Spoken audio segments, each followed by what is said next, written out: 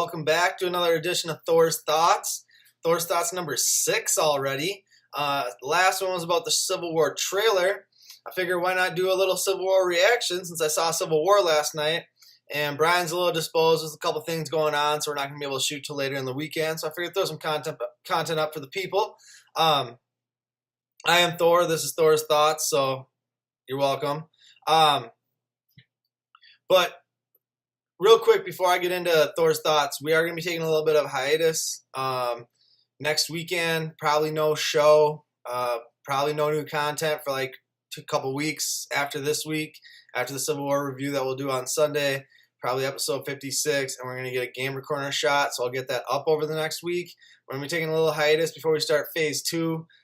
Live shows coming, the 80s cartoon bonanza coming, more Gamer Corners, more Thor's Thoughts, more stuff, more content. Based on my Banter Phase 2, 2016, it's going to be big, so be on the lookout for that.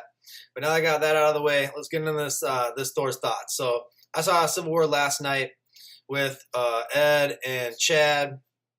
We had a great time. Got to see it a little earlier than usual, so I didn't fall asleep, which was nice. I really enjoyed the movie. This is going to be a spoiler-free review. I didn't say that before. Spoiler-free, no spoilers. So don't worry. If you haven't seen the movie, I won't spoil anything for you. All I'm really going to talk about is kind of what I thought about the movie. It's Thor's Thoughts, right? So going back to that, then I liked it. I really liked it a lot. I mean, it's probably my second or third favorite Marvel movie of all time. I don't think it was better than Winter Soldier, but I think it was better than Avengers Age of Ultron. Better than the first Avengers. It's close. That's close. I still might like Guardians a little bit better than this. So for me, like I said, maybe sit 3 or 4. But that being said, there's some strong points in this. Black Panther's a strong point. Spider-Man's a strong point. The story itself, I think, is a little weak. The villain is weak again. But the action sequences are, of course, amazing. It's definitely a Captain America story. But there's a lot of other characters in there. It's a lot of other stories. It at times did feel like an Avengers 2.5 and not a Captain America movie, and other times felt very much like a Captain America movie. So it's definitely worth going to see. I won't give my final score until we shoot the review later in the weekend with Brian and kind of do a full spoilers review. But let's talk about Spider-Man for a minute. Spider-Man being rebooted, I think, is the best thing that's happened to that character in a long time, maybe since Spider-Man 2, because the Tom Holland, the actor playing it, played it perfectly. He's 16 years old, and he acts like he's 16-year-old. I mean, it was maybe the best incarnation of Spider-Man we've seen on the big screen to date, and that's in my personal opinion. You know, I'm sure there's a lot of people who might feel differently. There's a lot of people who might agree with me too, but that's just one man's opinion. So I really enjoyed the Spider-Man stuff. I really liked the introduction of Black Panther, how he was, and the way T'Challa was in the film, I think is very reminiscent of how he actually is in the comics. He's a proud king at this point. Like I said, no spoilers. Or proud prince, king, a little bit of spoiler. But we got to see a lot of Bucky and Cap stuff.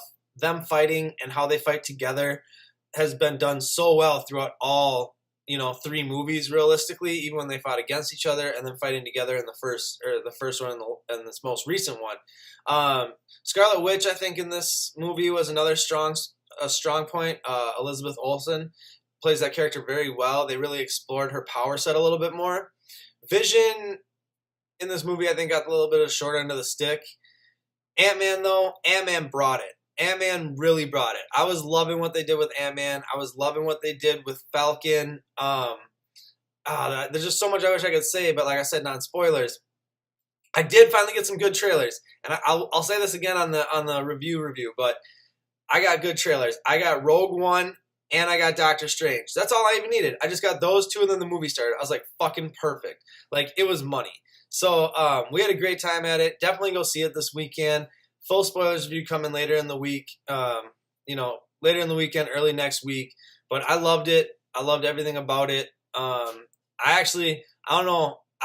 I'm someone who liked Batman vs. Superman, though. And I really like Batman vs. Superman. I'm not going to compare the 2 films, but still, winner of the year right now is Deadpool. That's all I'm going to say. The best superhero movie of 2016 to this point is Deadpool still. So still waiting for someone to come for the crown that Deadpool's wearing. Comic-Con in Minneapolis started today. We've been down there. We'll be down there all weekend. Come check us out. We got the Baseball Banter T-shirts. We got some merch, a little bit of swag and stuff like that. Handing out some business cards. So come say hello to us. It was great meeting everyone today. But yeah, go see Captain America: Civil War if you haven't yet. It's definitely worth your viewing. Dollar. Go see it on the big screen. I didn't see it in 3D, but then I rarely ever see movies in 3D. But Spider-Man's back. Captain America: Civil War. Kick-ass action. What more do you need, people? Go see it. Deuces.